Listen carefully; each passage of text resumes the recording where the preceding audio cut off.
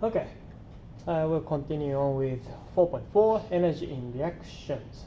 In this video, I would like to talk about dissolving ionic substances in water, which is enthalpy of reaction.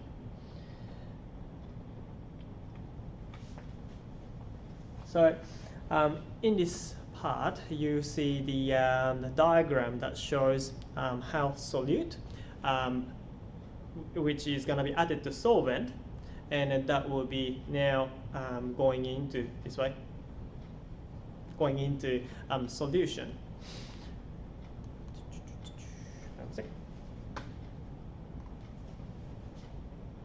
So, enthalpy of solution, what is it to start with?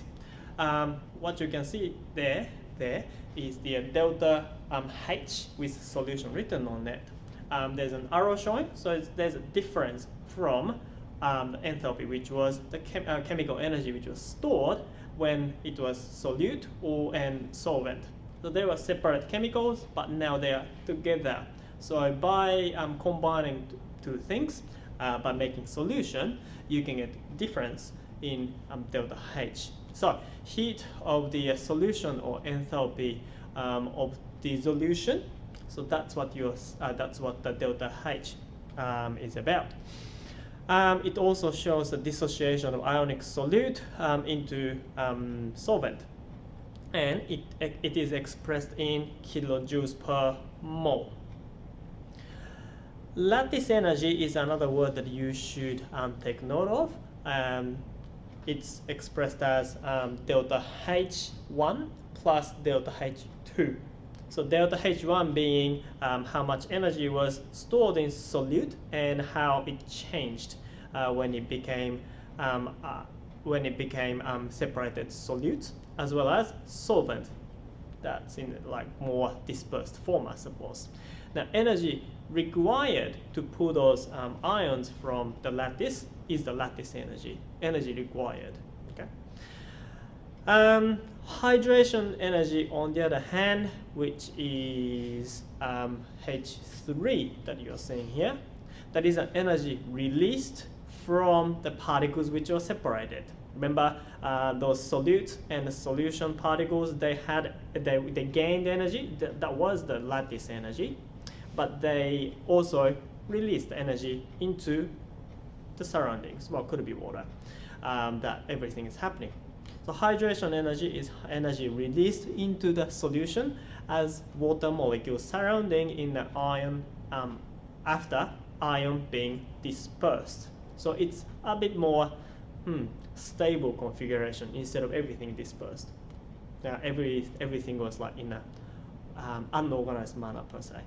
When they're in organized homogeneous solution form, and hydration energy is now released. Enthalpy of solution, delta H of the solution it is. As I said before, it's a delta H, the little arrow that you're seeing in the diagram. You can find that mathematically by doing lattice energy, which was delta H1 and delta H2 put together.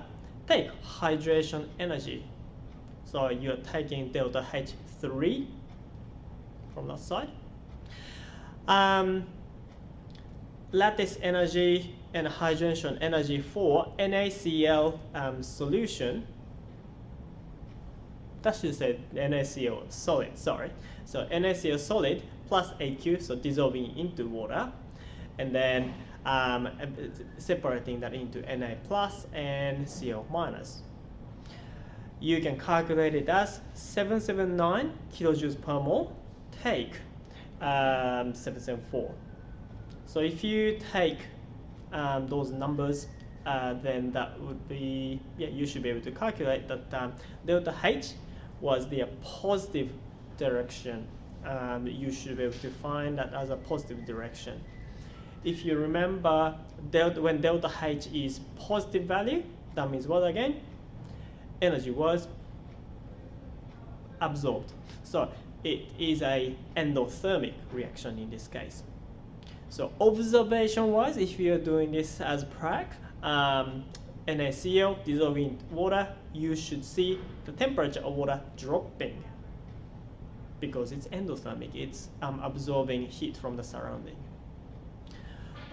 You can find a table that shows the lattice energy and hydration energy for all sorts of salts, and also hydration energy that's required.